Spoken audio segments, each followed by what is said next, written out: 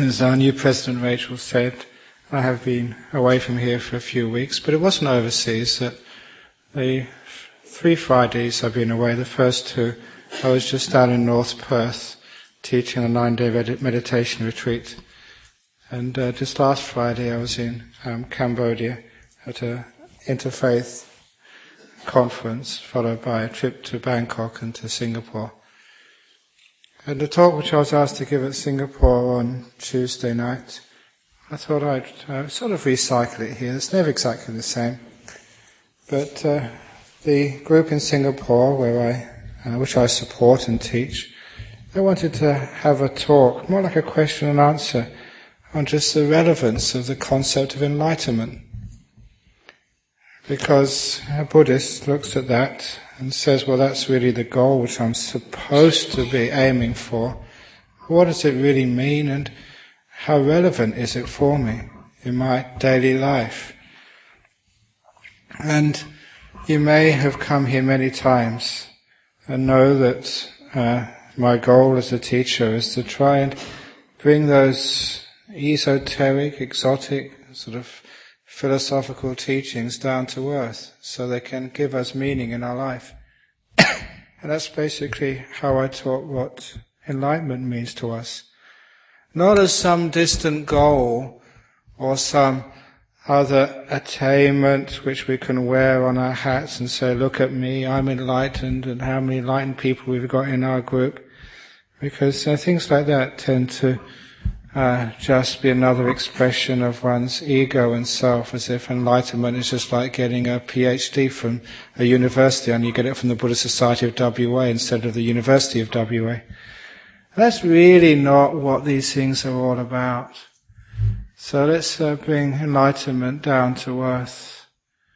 I gave a simile, and one of those stories from my youth. Remember when I was at university, I used to enjoy just spending my vacations in the quiet places of UK. So I used to just take a tent and a rucksack and just go hiking in the mountains of Scotland. I remember I used to camp out there by myself for days on end, meditating, just enjoying just being alone in nature. It was the nearest thing I could get to, like being in the bush. I even know that sometimes that people say, where did you grow up? And I often say I grew up in the bush, Shepherd's Bush. The suburb of London, but still the bush, we used to call it. But the first opportunity, I'd always try and get away from that city, or the city of Cambridge where I was studying, go up to Scotland where there's emptiness and space and freedom. I remember just one experience, just one day, I was a young man, went with another fellow just to climb the nearest mountain, a wonderful time just trekking up to the top. And he decided to go back to, I think, the youth hostel where I was staying, but I saw another mountain. It was a beautiful day, so I decided to climb up that mountain as well by myself. But just as I got to the top, the clouds descended, out of nowhere, and I was completely enshrouded in mist. Could not find my bearings at all. Even just looking at my hand at the end of its arm, I could not see it. The mist was so thick, and the surprising thing, it came so quickly. I realized just how dangerous those mountains can be. But you know your directions, you know where you come from, so I just turned around and started walking back the way I came from. I was very fortunate because I'd only walked a few minutes. I was mindful enough to see that the mist actually did clear underneath me as I saw a vertical drop, a cliff going hundreds of meters down. If I'd have been a little bit unmindful, I would have been dead. But I saw that, and it scared me. Later on I found out that where that cliff was on the map, and I'd been walking in the completely opposite direction I thought I was going in. That's what happens in the mist.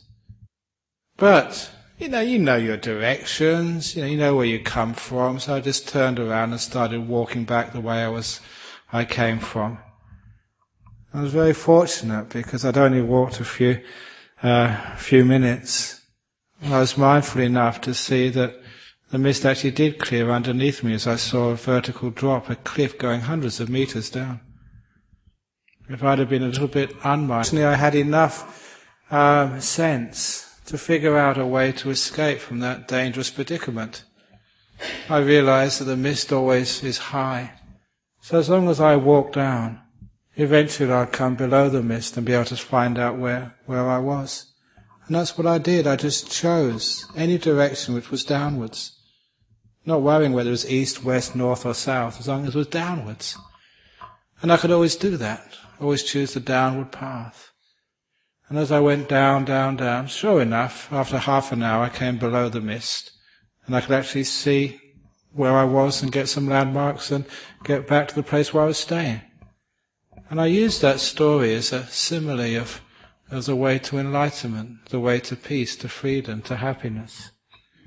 Even though we can't see the final destination, because the mist enshrouds us, still we can see what is leading, in my case in the mountains, downwards to freedom. In the simile, that means we can see what makes our life a little bit more peaceful, makes our heart a little bit more happy, makes us feel a little bit more free. And if we follow that path, that is a path which leads to enlightenment. Now, that's a simile which I made up, but it is very, very close to how the Buddha taught the path of enlightenment, which he taught very similar things to the first bhikkhuni, the first Buddhist nun, Mahapajapati, and he also taught that to one of the great monks, Upali, the barber. It was a case of whatever leads to more peace, to a bigger sense of freedom, to more stillness, to more inner happiness. And the Buddha said that is the teachings of the Buddha. Those are the precepts, that's the path. What he was teaching us was the way downwards out of the mist of delusion, to freedom from the cliffs and the dangers, and freedom from the pain. So instead of a person being so philosophical and talking about things they can't really see and can't really know about enlightenment or God or these other amazing things, I think it's much more practical, more useful to bring these teachings down to earth and to see what makes your life more peaceful, more free, more happy. And if we follow that path, we know that must lead to the place we want to go, a place of freedom, a place of happiness, a place of peace. And that simile also works, because in the path towards enlightenment, the path of peace, of freedom, of inner happiness, you just go so far, a little bit further, and most of the mists disappear. We call that the stream-winning experience. And then you can actually see the goal. You're below the mists. And then you can really understand what enlightenment is and how powerful and wonderful it is. But it doesn't matter. Whatever makes you more peaceful, inner happiness, true happiness, and more freedom. You understand that is the way to enlightenment. So when we know that, there's certain things which people do in life, that's not the path, that's not what we should be doing. Enlightened people don't get angry and don't shout at other people with hatred. Enlightened people just don't amass so many possessions in their life and sort of create sort of less sense of freedom. Even today, some visitors came to my monastery and they wanted to see my cave again. It's the local tourist attraction in Serpentine. It's the Ajahn Brahm's cave. And I don't mind showing people that, because that's almost better than a Dharma talk. That's actually where I live and where I meditate. And it's just a very small, I think it's about 3 meter diameter cave, maybe 3 meter high, like a hemisphere. And there's hardly anything in it. There's my clock and couple of bottles of water, 3 mats which I can lay out to sleep on and a pillow. And that's my worldly possessions in that little cave. I do have other things in the office which is next door, but this is actually where I spend most of my time when I'm in Serpentine Monastery. It reminds me that, even though you travel around the world, and I invite you to complain to the federal government because a conference which I went to, 2 days before I left, the airline ticket came, and I was surprised that the Australian government who funded the ticket gave me business class. And that's your taxes. But I enjoy much more just that little hut and the little cave in which I sleep in. I feel it's much nicer as a monk being in such a place. You feel that that's where you're supposed to be. And that's why people like visiting it, because of its simplicity. And the people who visited today, I told them that it's so much nicer living in a place where there's few things to burden you. The very emptiness of that and the simplicity of the place where I live reminds me of the emptiness and simplicity of a mind in meditation, where you're not carrying so many possessions and burdens around with you. When you become a monk, you have to let go of so many things. But you do so willingly because you wonder, why do people bother and carry all these things? Just look at all the things you have in your room, in your house. And sometimes, do I really need all of those things? And kind of get rid of some more. You find it's much more peaceful and much more freeing the less you have. And you think, in my mind, can't I let go of a few more things in my mind, my internal possessions and worries and fears? It's much more peaceful the more free your mind is, the emptier it is. And to have an empty mind doesn't mean, actually, you don't really need to leave the world. You just need to learn how to let go of things. And it's that path of letting go, which is symbolized by a simple empty hut, is what is a path towards enlightenment. It gives you a clue what it truly is. But it's not so much the possessions of the world, it's the possessions in your mind. That's what we really need to let go of.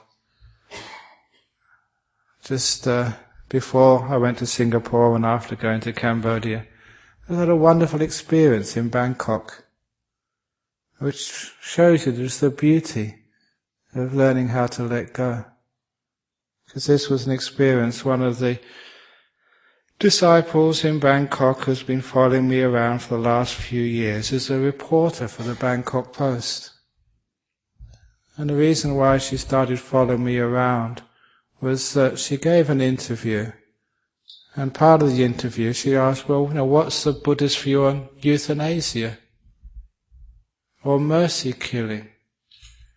And many of you heard me say this before, but I told her that, let's give it a concrete example. Suppose your mother is in a coma in hospital for several months, and there's no real possibility of any cure. And someone asks you, should we turn off the ventilator? Should we turn off the life support system? As a Buddhist, what should you do? Because that's your mother. As I said this, her jaw dropped. And she said, wow, you're good. Because her mother was in the hospital on a life support system, in a coma. And she'd been like that for quite a while. I sort of nailed it.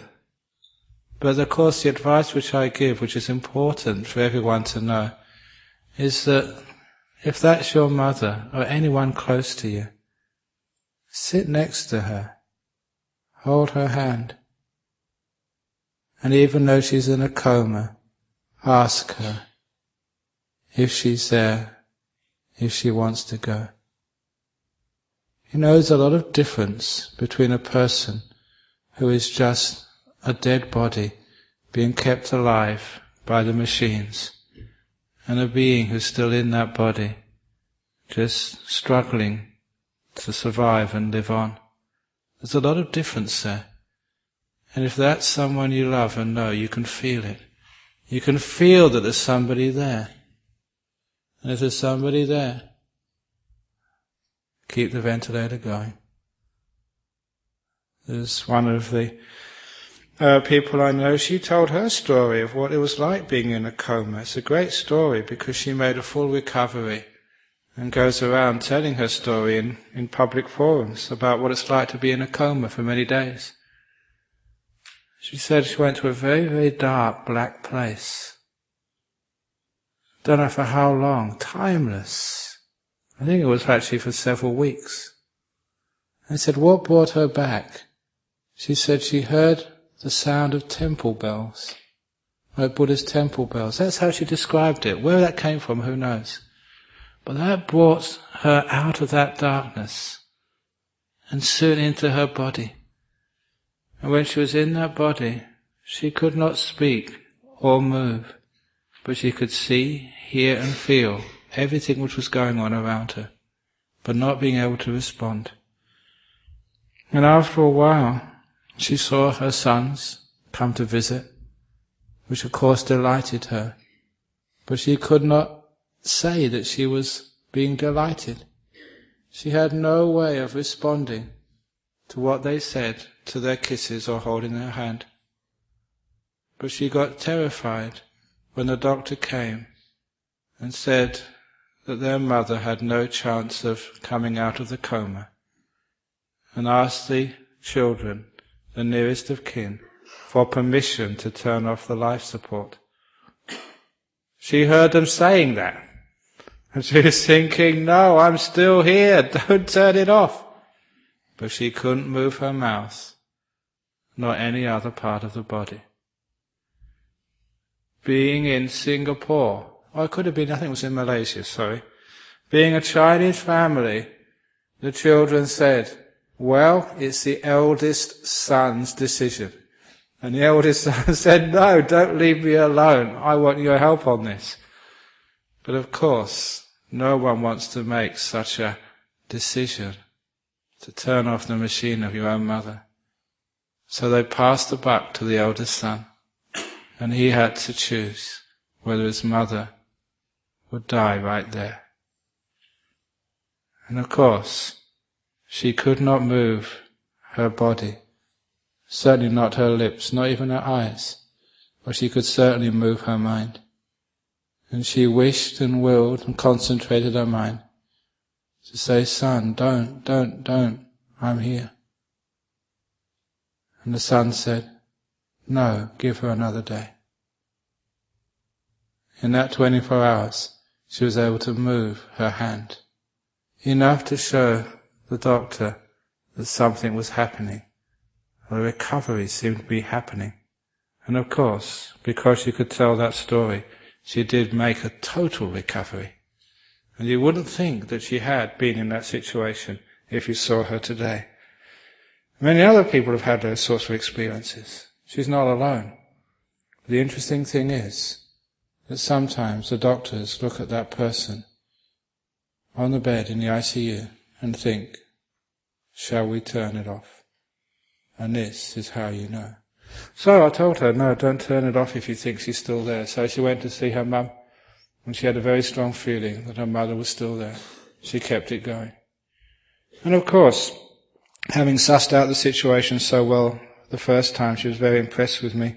And so I'd always go and visit her mother in the hospital. But I went to visit her last Saturday. Saturday afternoon after coming back from Cambodia, one of the first things I did. But as soon as I went into the room, I knew that she was close to death. So instead of just going and talking to her, even though she's in coma, you knew she's there, he went up to her and told her how to die. This family were quite shocked I was speaking like that. I said it in Thai. I'm fluent enough in Thai, and also understanding on how you really let go. I mean, it says, this is what you do when you die. And you have to let go of your body and the physical feelings of pain and all the other things which you own, your family and everything else. Let go of your past, because sometimes we remember when we die some of the terrible things which we've done. And none of us have always been saints. I've done my fair share of stupid things. Before I was a monk, that was. Even in my early years as a monk as well. But we don't carry those with us. We can drop them. It's an amazing thing when you know the nature of the mind, the nature of truth. There's nothing which you can't forgive if you really let it go. There's no terrible act which you have done in the past, or terrible speech, which you can't, just through the understanding of the nature of the mind, forgive yourself of. That's why we always say in Buddhism, you just acknowledge, you've got to recognize it, then forgive it, and then learn from it, move on. But never sort of carry it around with you. And certainly not into a death. You let it go straight away. So I was teaching her many ways of letting go of her old body, and letting go of her past. Not worrying about the future. Where should I get reborn? What heaven should I go to? What happens next? All of that we should let go of, just as we teach you in meditation. I taught her how to die. But there was a problem. So I turned round. She had her husband in the room and her 2 daughters. That's the only family she really had. A close family. The younger daughter, who was a journalist, she was fine. I've been teaching her a long time. But the oldest daughter, she wasn't happy at all. She was so attached to her mother that when I told her, your mother's about to die, even the doctors hadn't said that, she started weeping. So I told her, well, I've told many people, please give your mother permission to go. You have to let her go. And I don't mean just half-heartedly, fully go up to her and give her your blessing to depart this life. Because you are what's holding her back. And she accepted that and understood that. I was quite surprised at how easily that really got into her head and into her mind. And after I left, she did go up to her mother, talk to her, and free her, let her go. She passed away 24 hours later. And I was fortunate enough to do part of the funeral service. In Thailand, the funeral service is just so long and drawn out. The death only takes a couple of minutes, but the funerals take 100 days. There's something very wrong there, but that's tradition. But fortunately I went to do the first part of the funeral service. And it was that was on Monday evening. It was one of the most wonderful times to see the closest relations, the husband and the 2 daughters, totally at peace with their mother's death, because their mother had died well, had died beautifully, and there wasn't tears, there wasn't the sense of grief, there was a sense that they'd let go. And what a wonderful freeing experience that was for everybody. And that's the sort of thing which we call a step downwards out of the mist, going towards more freedom, more peace, more this inner happiness, which is a taste of enlightenment, or a taste of freedom. It's those tastes of freedom which we have in those experiences, which give us the indication of what this enlightenment is.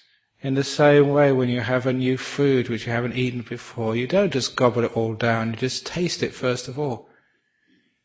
Then peace and freedom and happiness, when you taste it, it tastes delicious. That still, I remember, was the reason why one of the main reasons I became a Buddhist, was that the first time you meditated. Only 15 minutes, but it tasted just so nice. Probably the first real moments of peace I'd experienced in my whole life up to that point. There was something about peace, real inner peace, which actually was addictive. Because to me it was the only thing which really mattered, the only real happiness in life. Even know that he went to great universities.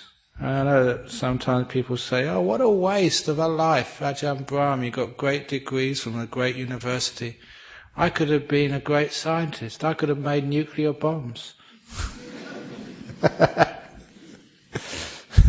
And sometimes scientists end up doing such things. No, you could have done other good things with your brain. And actually I did do good things with my brain. I became a monk. Best thing I could possibly do. But one of the reasons I never carried on with research, you saw all the other professors. And being a college system in Cambridge, you're actually associated with these lecturers. Remember, one of them lived next door to me in the college dormitories. He was living there rather than at home. So you got to know them personally. And I was very surprised just how they were just so intelligent in their field. They were geniuses in saying chemistry. Remember, our master was a Nobel Prize winner. So, had dinner with him every now and again. Having dinner sitting next to someone who's won a Nobel Prize in chemistry. And realizing how stupid they are in life. Brilliant in chemistry, but got no understanding of what inner happiness, peace, or harmony. They can't even live with their wife without having arguments. And you wonder is that what I want to use the gift of intelligence for? Just to get prizes and become famous, or just to get a good salary? And I realized that's not what intelligence is for. I want something more meaningful than that. So I chose a path of inner peace. Thought that was much more important. And you realized that you were descending out from the mist, going to deeper states of peace and happiness and freedom. Which is why that enlightenment is just with your partner in life, learning how to forgive them. Even though that sometimes they don't deserve forgiveness. But every time you do these wonderful acts of letting go of forgiving the past, you feel a sense of deeper peace and a freedom from that past. I'd like to mention that all those bad feelings which people carry around with them, all the pain of what happened to you, and how unfair it always was. Why do you cling on to that? Why do you allow the past to continue hurting you? That's what's happening. Until you let it go, you're a prisoner of the pain of your past. When you put it that way, you're a prisoner of the pain of your past. You realize what you're doing to yourself. And in that prison of the past, the cell doors are always open. You can walk out whenever you want. One of the stories, which was told to me by one of the early members of this Buddhist society, who was very supportive over 20 years ago. I've lost track of him now, I'm not sure where he is. But he told me of a wonderful story of his life. He was born in Sydney, and as a young boy, 6 or 7, I don't know, roughly that sort of age, he was playing with his best friend on a pier in one of the many bays of Sydney Harbour. Just 2 boys messing around. He pushed his best friend in the water for a joke. His best friend drowned. He'd killed his best friend. And his best friend's parents lived next door. He had to see the tears and the pain of parents who lost their 7-year-old, drowned, who lost his future. Even though after a few weeks the parents went up to him, knew he was sad, and said, "Look, you're just a kid playing around. No need to feel guilty. It wasn't your fault. How can you blame a 6 or 7-year-old? Probably you've done that, pushing your best friend in the water. It just happened to he drowned at that time." But he was never able to forgive himself. Having seeing his best friend drown and seeing the pain in the parents, because they lived next door, he couldn't get away from it. He had such a trauma inside of himself that he never did well at school, had difficult time finding a girlfriend, because he had this terrible guilt eating him inside.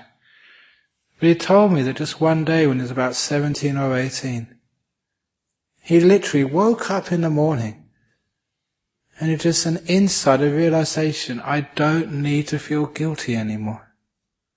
He said it was as simple as that. Just a realization that the cell door of his guilt was open and he was allowed to walk out and let it go. Now you can imagine that story. Why does a 5-year-old or 6 or 7-year-old feel so guilty? But you do. Now you may be a 16 or 30 or 50-year-old, but you all make mistakes, I make mistakes, so surely we should let it go. You can let it go. One of the beautiful parts of the Buddhist religion, if you want to call it a religion, is that there is no sin and punishment. That's just not part of Buddhist religion. If you want to sin and punishment, just go to the churches or whatever and just, if you want hellfire and damnation, you'll never get it here. But too often we just can't do that. And you come here and I've got to work on you, condition you, brainwash you week after week until finally you get the message and you walk out of the pain of your past and become free. When you do that, you feel what enlightenment is like. You're having another taste of freedom, a taste of peace, a taste of the wisdom which liberates you. Now can you get an understanding of what enlightenment is if you can go further down that path. Forgiving yourself, freeing yourself. Oh, you look at life. And I went to this interfaith conference over in Phnom Penh, a complete waste of time. Just, Buddhist ideas were not completely ignored. And we were just basically just there as ornaments, but practically speaking, we were just off the agenda. And sometimes you do other things like that, and a complete waste of time. You want to fix things up. Just came back from and looked in the newspaper on the plane coming home, and our Premier of Western Australia, Paul Allen Carpenter, was in problems again. Prime ministers or premiers, they're always in problems. So sometimes you think, is it the person or is it just a job? It's a job, really, not the person. It's just life is a problem. It's not you. I don't understand just what life is all about. Yeah, you can sort of, say your piece, write your letters, do your complaining, but yeah, it doesn't really change, does it? Life just goes on. Every now and again, as a monk, you go on retreat. And it's great going on retreat, especially the long retreats. Like 6 months retreat. And you read the newspapers beforehand. And then you go on 6 months, bye-bye world. You don't know anything which is going on for 6 months. And you read newspapers afterwards. Same stories, just different names. Same wars, only different locations. Same corruption, only different scallywags. There's something about that life. Sometimes it's really fortunate being a monk because, people tell you all their personal stories. And I always remember just when I came over here to Australia, and actually people telling me their stories, because they come for counsel. It's great coming to see a monk. You come to see a monk and tell the problems, get some nice advice. At the very least, you won't get criticised. And that's one of the nice things about telling your problems to a monk. That never ever will I blame you or say, you stupid idiot. What do you do that for? I don't say that. But it was fascinating. The first problem, I thought, wow, that's really interesting, like married problems. And then the second person came along and told me their problems. And a bell rang. I said, I've heard that before. And then the third one comes along, here we go again. It's the same problems. And you come and tell me about your kids and not behaving, or your husband not talking to you, or your boss at work, being rude to you. Oh, but I don't know how many thousands of times I've heard that same problem again and again and again. It's a great test of my patience, but I'm pretty successful about being patient when you tell me your problem. You all think it's just your problem, individual and unique. But I let into a secret. It's been a long time since I've heard a unique problem. We're all the same. And so you get the idea, this is actually life. So you try and fix it up, but you haven't got much chance of fixing it up. So instead you make peace with life. Prime ministers, premiers, that's just what they're like. Banks. That's what they're like. Okay, you go on to start a new bank yourself. You try a new bank. After a while it'll be just the same as every other bank. Or jobs or whatever. So there's a certain sameness about life. And so after a while, you participate in life and try and make it better, but don't have too many hopes. Instead, learn to make peace with life. Just the way you make peace with yourself.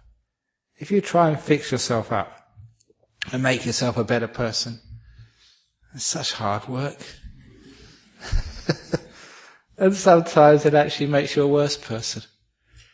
It's a strange thing, but when you accept yourself as you are, make peace with yourself. You make peace with life. You make peace with the government.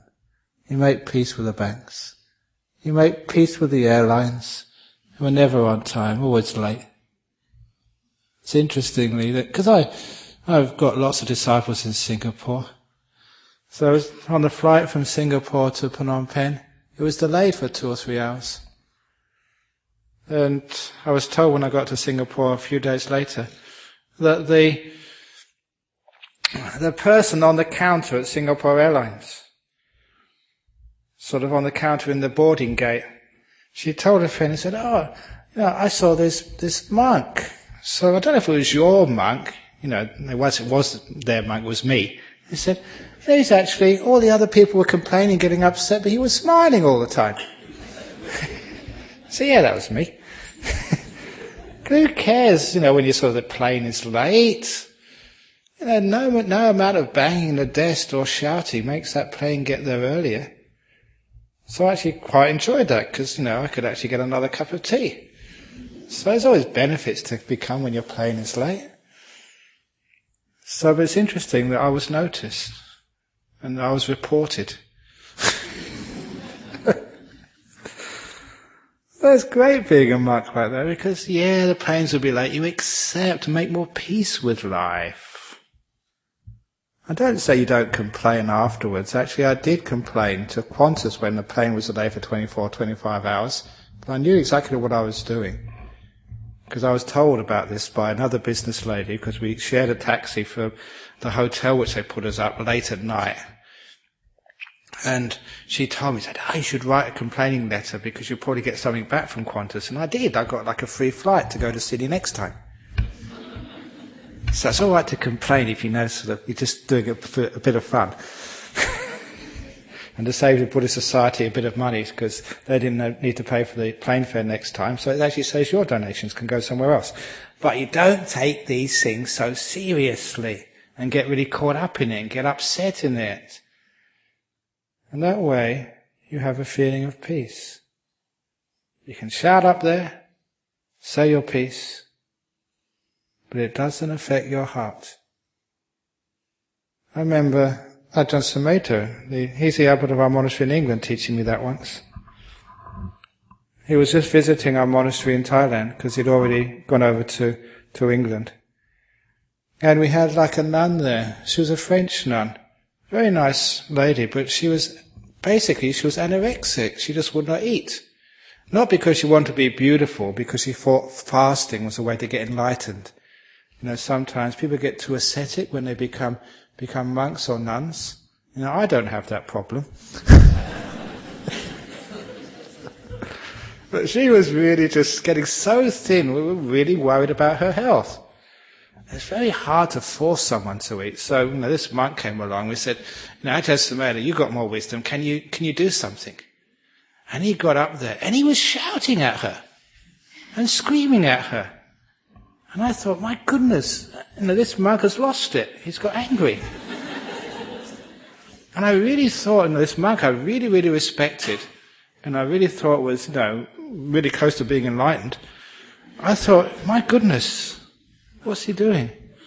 And this nun sort of, walked away, quite shaken, visibly shaken. And then this Ajahn turned around to me, and he had this big broad smile, so that told her, didn't it? And I know you just can't be angry, really angry, and then suddenly smile and just be at peace. Because real anger, it sort of makes an impression on you, a mark in you. It's and it takes a long time for you to cool down. He was actually playing, acting it out, because he thought maybe that might sort of help this lady. So if you're very, very smart, I don't think many of you can do this. You can actually do that, but you're not holding it, it's not part of you, it's not a personal involvement in the situation, therefore you can let it go immediately. And it's very different to anger. It's almost like an actor going on stage and doing that for a purpose. I was very impressed with that, because it was just immediate. As soon as that lady went, this monk was as peaceful and happy as normal. And real anger, you just can't stop it like that. It lasts afterwards. So I was very impressed with that. That's just the way this world is. And so, after a while, we learn not to carry so much around with us. It's that freedom, that letting go is what enlightenment is like. And you don't have to read this in a book. You feel this in your heart. And you feel what peace is, what freedom is, and what inner happiness is. Even though the books confirm that, which is why every now and again you read out suttas and just so people know, what you're actually saying is actually what the Buddha said. But, I don't sort of say it in Pali like the Buddha said it but in English. The way of freedom and peace. And if you keep following that path, you find the peace and the freedom grows and grows and grows. Even just in the meditation retreat I taught, that was 2 Fridays when I wasn't here. I just kept on making this point about what I call these days meditation karma. I like this idea of the law of karma, because it's very useful for actually understanding what goes on and why things happen. And good meditation karma means if you're being aggressive in your meditation, I'm going to sort of force myself through pain. My knees ache, who cares? I'm much stronger than this. I'm going to be sort of super monk. Pain doesn't sort of really bother me, I'm much tougher than that. Or, if you just say, well, my mind's all over the place, come on, get your act together. And you say, this is it, I really want enlightenment, come on, I really want. If you're making bad meditation karma, which means thoughts of ill will, thoughts of violence, thoughts of wanting something, we call that bad meditation karma. Ill will, fighting, never makes the mind peaceful. No more than Mr. Bush can create peace in Iraq by sending in the army. You don't make peace through battles, through fighting, through war. You all know that. But you should know that in your mind as well. Bad meditation karma is actually fighting your mind, having ill will, feeling embarrassed about some of the things which go on in your head. Good meditation karma is making peace with it, being kind, being compassionate, forgiving, being gentle. That's what we call good meditation karma. That's also called right intention, second factor of the Eightfold Path, if you want to know. The Buddha taught that. Thoughts of kindness, gentleness and letting go. What Ajahn Chah said, you don't meditate to get things. You meditate to let go of things, to be more free, to be more empty, not to have so much things in your mind. And when we make good meditation karma, being kind, being gentle, letting go, the result of karma, if you make peace, you get peace. If you are kind, you feel the gentleness of warmth, of kindness. And if you are non-violent, you feel healthy and free. So what happens when you make good meditation karma? What you're doing here is you're going downhill in the mist. You know it's good karma, kindness, gentleness, peace, letting go. You're not quite sure where it will lead because you're still in the mist, but it's good karma, you know it is. And the more you go in that direction, you have to go under the mist, you have to get to the safety spot below the mountains.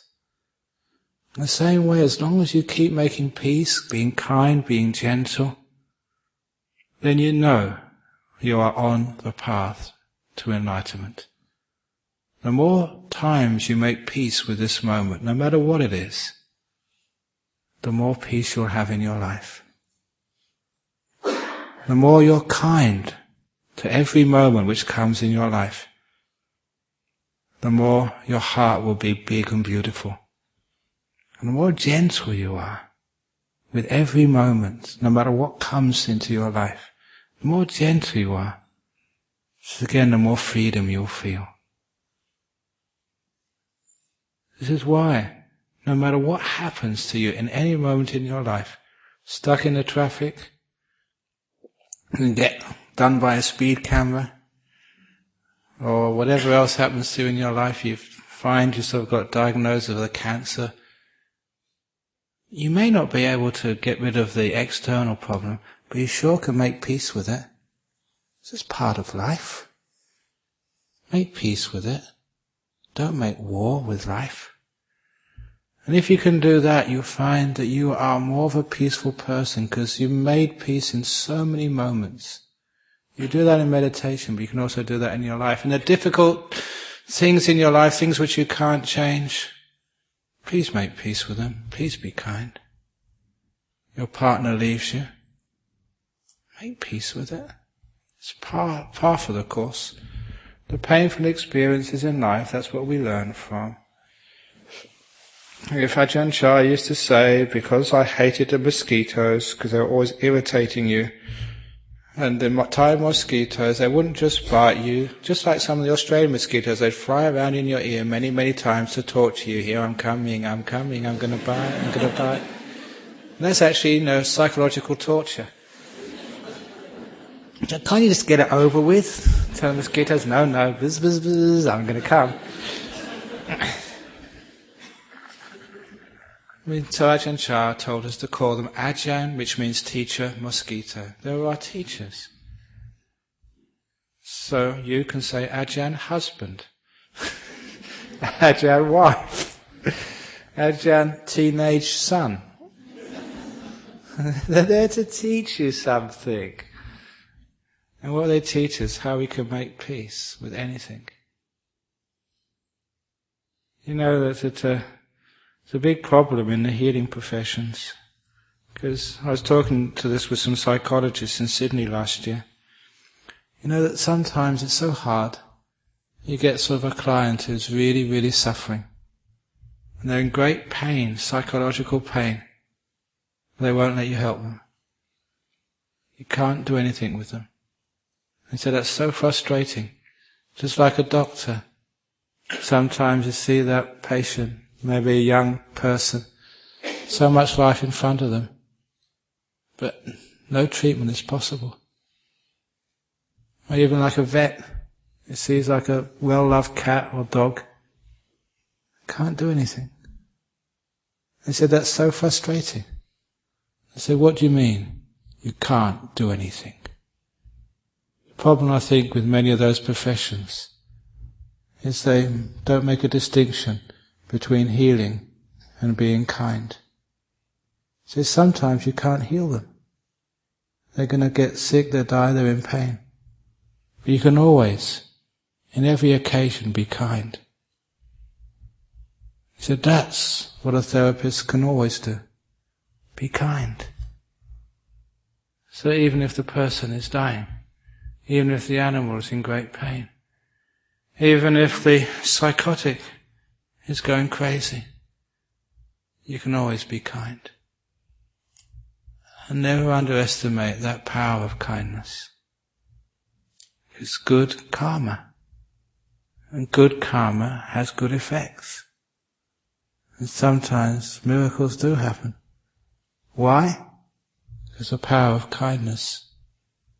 So every time you are kind, you are gentle, you let go, you make peace, you are going towards enlightenment. You're getting a taste for it. You know what it is. The more you go down that path, the more you feel this is what enlightenment is. It's only an amplification of that which kindness brings you. It's a deepening of the peace which you can feel every now and again in your life. It's a more intense and extensive and thorough freedom which you can experience every time you just let go of something. So you all have experience of a little bit of peace, a little bit of kindness, a little bit of forgiveness and freedom. Now imagine what that's like. If it expands, deepens, and becomes rich and thoroughgoing throughout your whole body and mind. Now that's what enlightenment is. So you can know it, not as a theory, not as some sort of description, not as some unattainable goal which is saying, yeah, you have to be a monk or a nun and specially born to become enlightened these days. No, something which you can know in your heart. You can feel. Not only in this manner do you know what enlightenment is, but you also know the path. And it feels the right way to go. And you walk that path, whether you like it or not. Peace, calm, freedom. You feel your way there. You don't think your way to enlightenment. You feel your way there. It's an emotional maturity, not an intellectual achievement. And that way, you know where you're heading. And the reason I give this talk is because sometimes coming to a Buddhist society where enlightenment is the goal is like getting on a bus, which looks nice, but you haven't got a hell of an idea where it's going to. Sometimes you come here, where is this going to lead to? If I keep coming here too often. Am I going to have to let go of my husband? And does it mean no more sex? Does it mean I have to let go of my job and can't play golf anymore? No. You know it leads to more peace, more freedom, real inner freedom.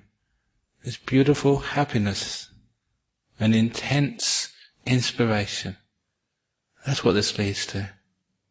And enlightenment is just that intensified, taking it to the limit.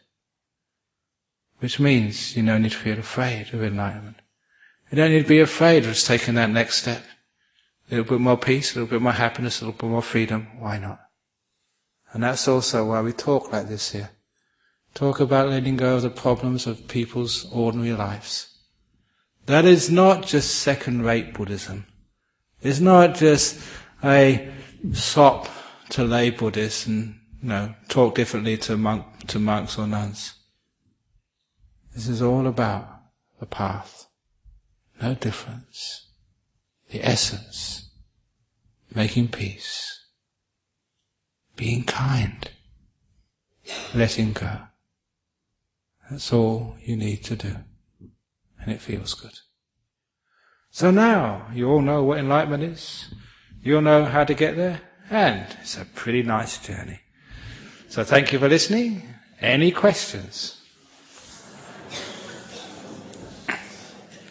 Any questions, comments, or complaints?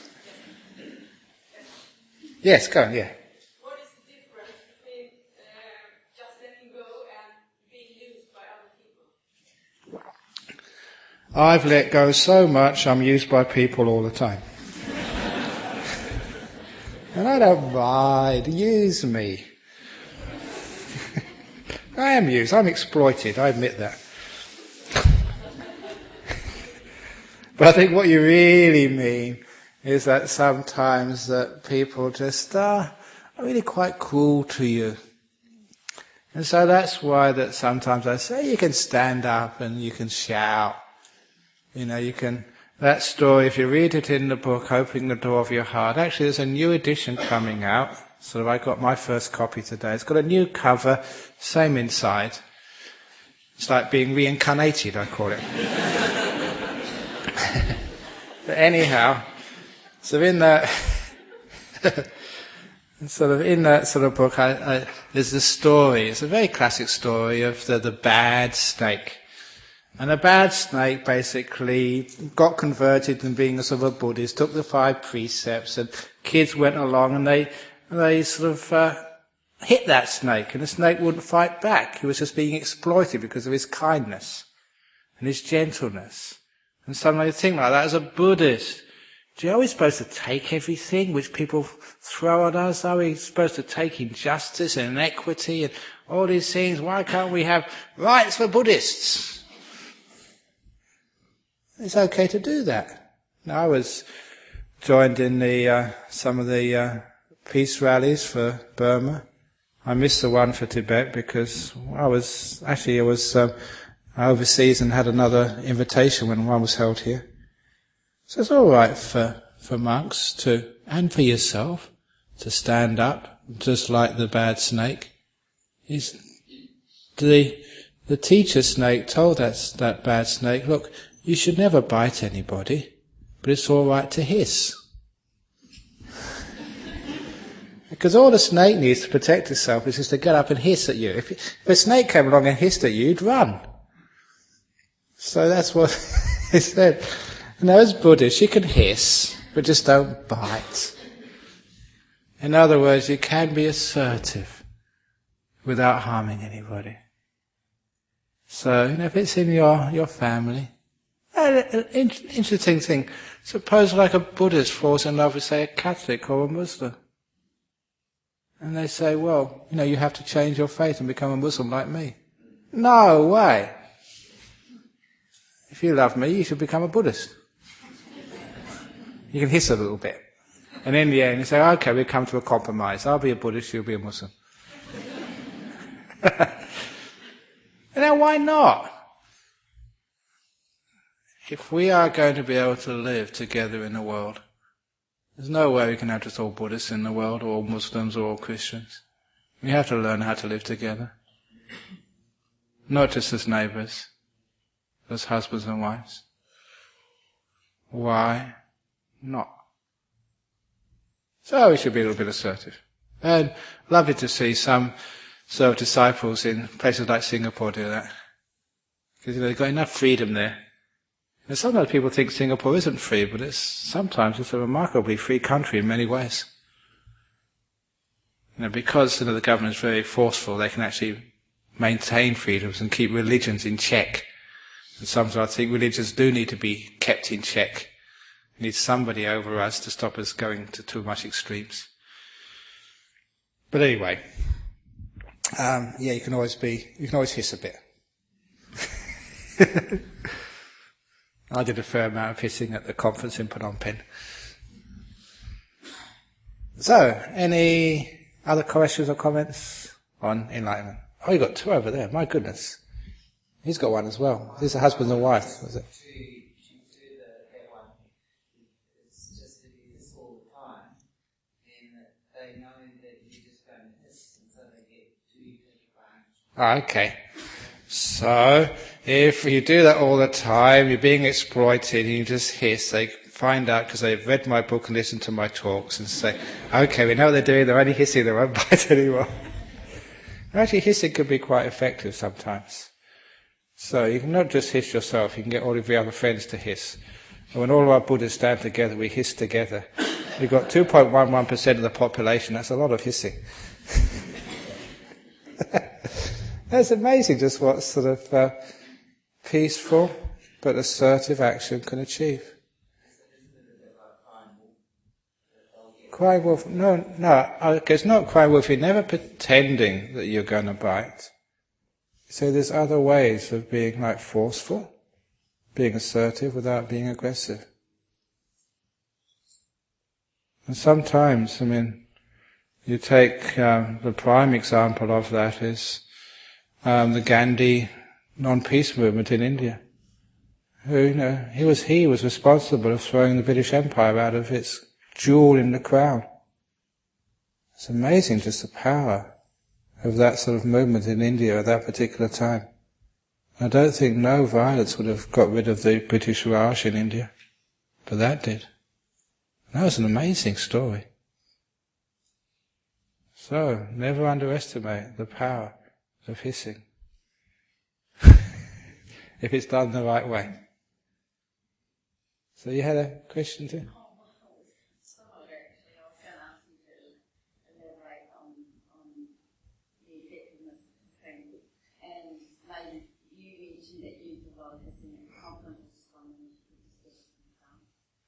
I'll give an example. Yeah, it's just, that's just it was supposed to be making peace and harmony in our region, and basically the ASEAN region, and also New Zealand and Australia.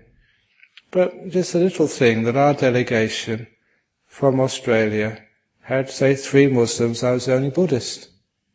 And you know that the demography of Australia is 2.1% of Buddhists, 1.7% of Muslims.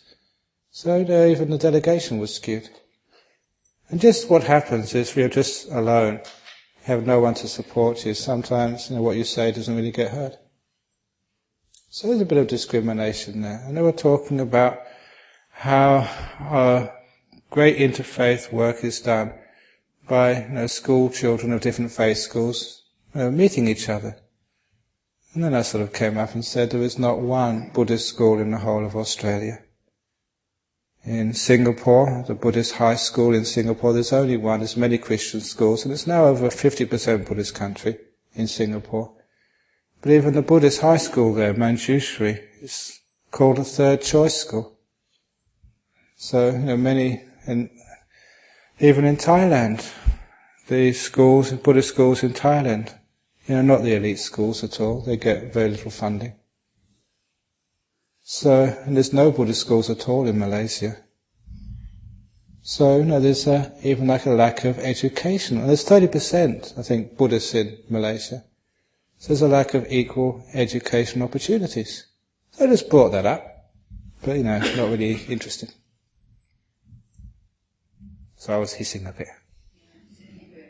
Yeah. So that's just an example. Well, okay. 1, 2 questions. We have to finish then afterwards, yeah.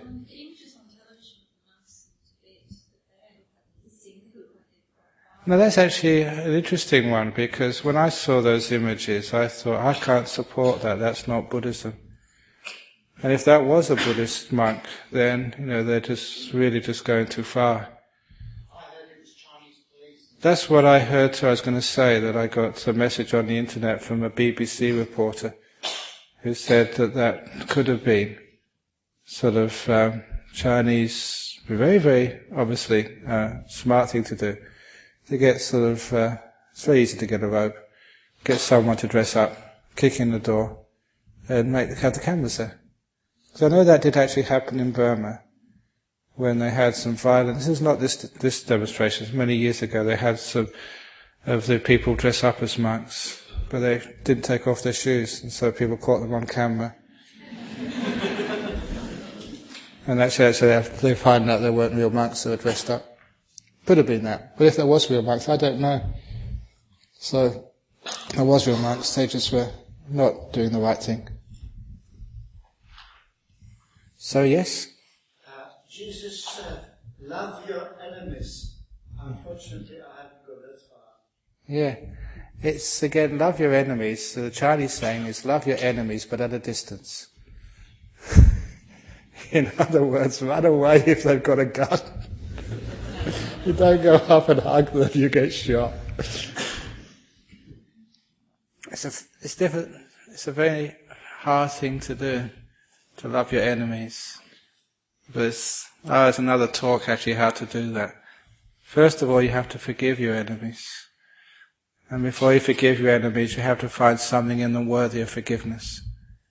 To see some redeeming feature, some beauty in them. And then when you see the redeeming, beautiful feature in them, it's much easier to forgive them. You've got something to love in them. When you have an enemy, all you see is the qualities in them which made you hate them. The pain and hurt which they caused you. To see the bigger picture, to see them more than that, is how we move towards unmitigated hatred, to seeing a bigger picture, and then moving forward to love. It can be done. It's a incremental, stage by stage, moving away from just seeing the pain into seeing something bigger. That's another story. Sure, and I did say two, but then I always give in. Go on. Did the anorexic nun stay? I think she did actually. In the end, we encouraged her to disrobe and move back to France, with her mum. And I think then she wrote back to say she felt much better. I think she was just getting too ascetic. Sometimes that people get into that, especially when this is like a new monk or new nun problem. They decide, I'm a monk now, I'm going to get enlightened this week. And they just go for broke rather being gentle. See that even when we have retreats sometimes, they will say, I'm on retreat now, this is it. And that's aggressive. And that's, it's not what a Buddha would do. Buddhas, these people got the idea is compassionate and kind and peaceful. Not sort of some tough guy, not some like superhero in the movies who's always beating up people. It's very kind and peaceful. So sometimes we get into too much asceticism. Arahatāṃ sammā sambuddho Buddhaṃ bhagavatāṃ abhivādemi Sāvākato bhagavata dhammo dhammam namasami Supatipano bhagavato sāvaka sangho sangham namami